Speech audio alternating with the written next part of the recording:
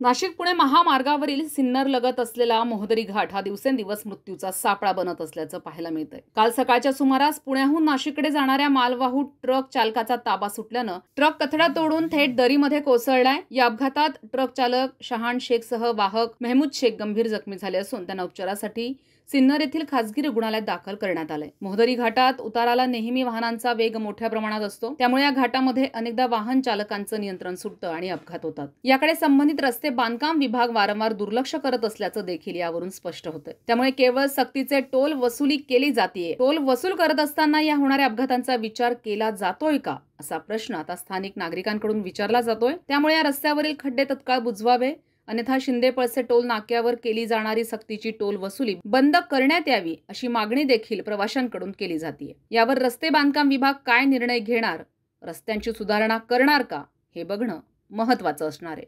संविधान न्यूज, नाशिक।